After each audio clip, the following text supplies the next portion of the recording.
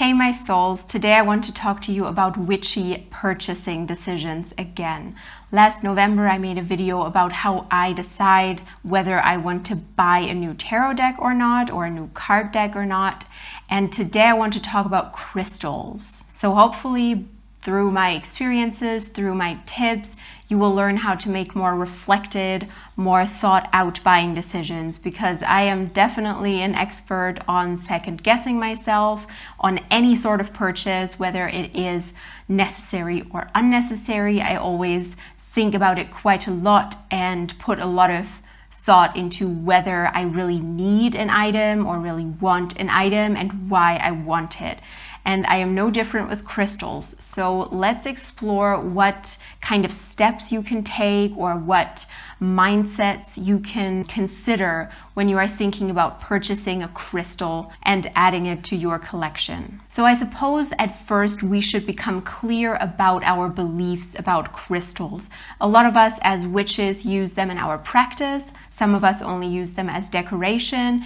And I am a person who does believe in the energy of crystals, simply based on the fact that they spent millennia, thousands of years, however long, under the earth, in the earth, growing from the earth. And having spent so much time in this living planet that we are living on, I figure they have to have some sort of energy. They have to have some sort of vibe.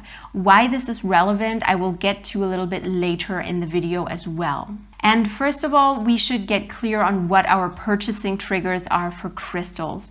I talked a little bit about my purchasing triggers in general in my depth year videos. I will link those down below, as well as the video about how to decide whether you want to purchase a new deck.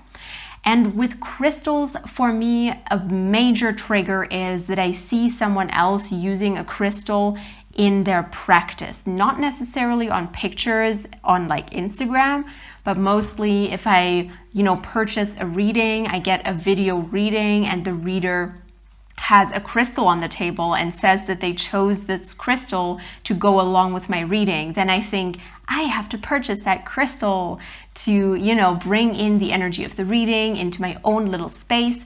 And that is my major trigger. If I just see a crystal used in a specific way, I am very easily influenced by thinking that I need this in my practice as well.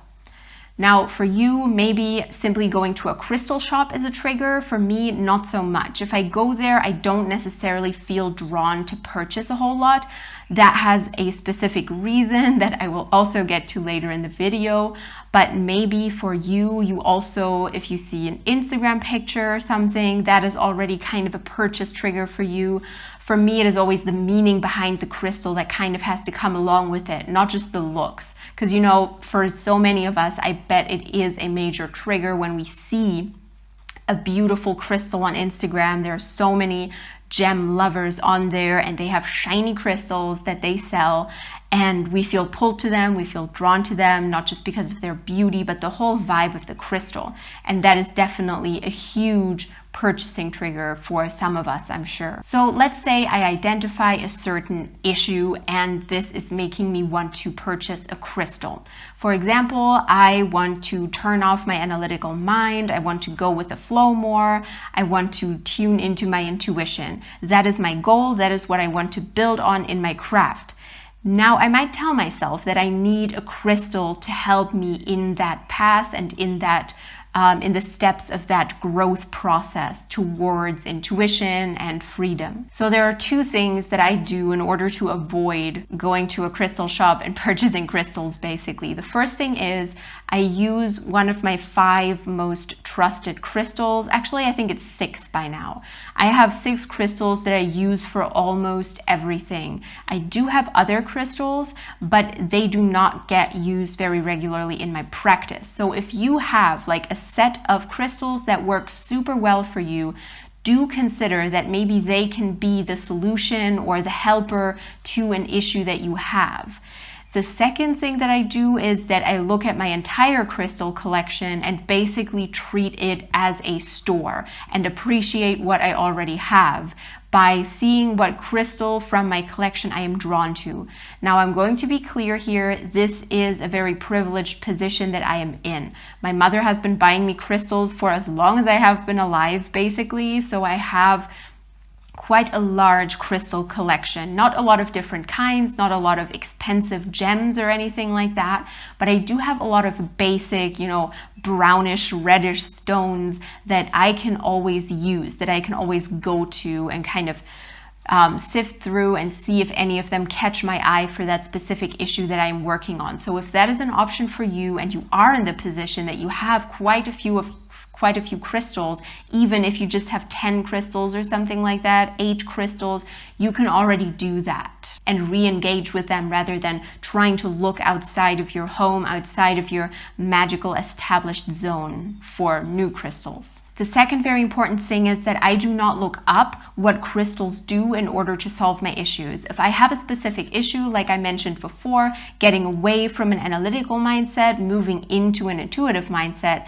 I would not go to a book and, in the glossary look up intuition and then look up what crystals help with it and then buy one based on that.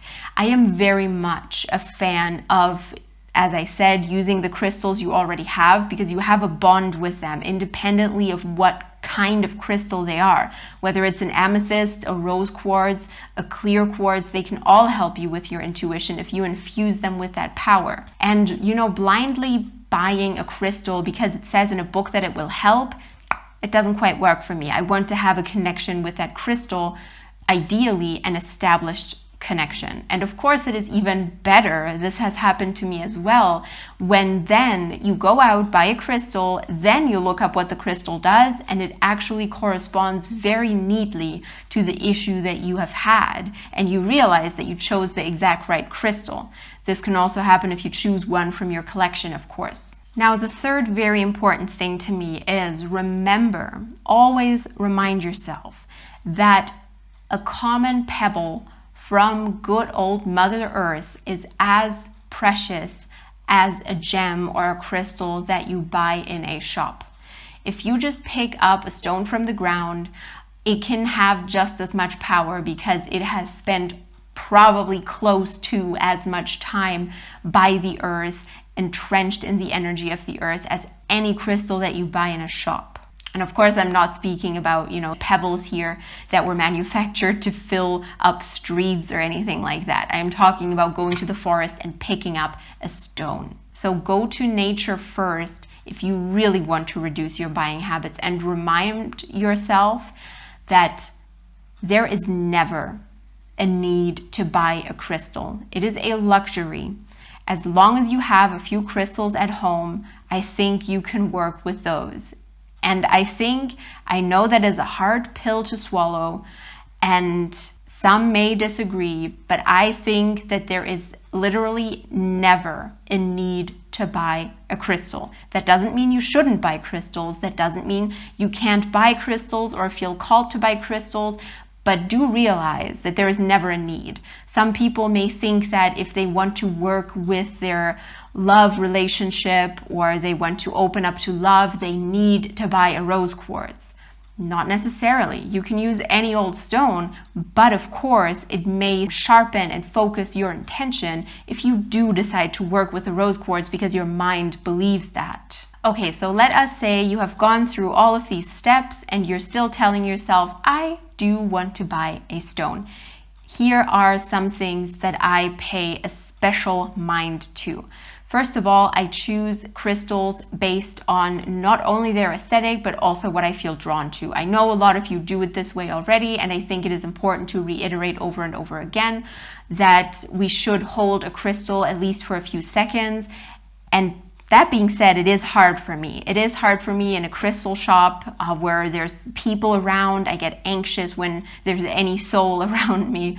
It is hard to really tune into the energy of a crystal, but you can always try. At least see if you resonate with it or if it feels weird in your hand. Do you know what I mean? And the fifth thing is, and I cannot say this often enough, if you can, try to buy ethically sourced crystals. And I know that is also a tough pill to swallow because it will eliminate a lot of crystal shops from your map, a lot of crystals, period, from your map, from your potential purchases. But personally, I think there is nothing more important to me than making sure that the crystals that I buy nowadays are ethically sourced.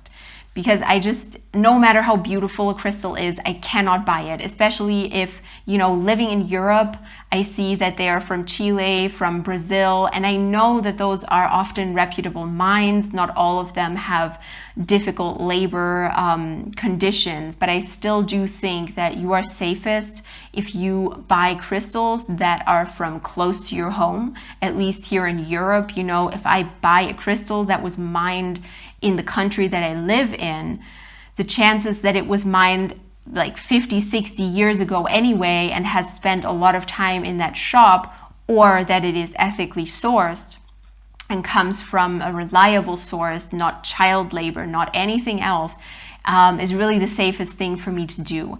And luckily, most crystal shops, at least here, or at least my favorite crystal shop, let's put it like that, they do have a section for stones that are from the country that I live in. They have a specific section that only has stones from my country. And I think that that is very helpful. If you live in America, you might want to look at stones that are from your state because, America is huge. So you might want to look whether there are any from your state, if not from your country. I think it is important. And I think that it is kind of a tough subject, because a lot of us, we love just going and buying any old crystal from a crystal shop. And it does give us a high. It is a nice feeling. But the cost of it, at least I cannot take responsibility for that. I cannot take responsibility for buying a very cheap crystal from a country that is half a world away. Of course, that is a decision that you need to make personally. And I'm not going to judge anyone for buying those crystals because I know that the draw is there, but I definitely in this video wanted to say that I do believe that this is an important thing to look out for. And then I would also recommend, as I said earlier, after you do buy a crystal, you are happily married to a new crystal, basically, you should look up its meaning because oftentimes it actually resonates very well with the issue that you had or the reason that you bought it. And that makes the connection all the more beautiful. What I usually do is I also cleanse my crystals after buying them. I meditate with them and I build a relationship with them to see whether maybe they can become a part of my little main work-related crystal family where I just have my go-to crystals that not necessarily are just used for one spell or one intention, but can be used for multiple uses throughout my witchcraft journey. I hope you can welcome a new member into your crystal family very soon if you want to, or kind of rediscover your relationship with other crystal fellows that you already have. And I'm going to put links to my Patreon, my tarot offerings, and all of my other interesting videos about depth year purchasing decisions down below. Have the greatest of days.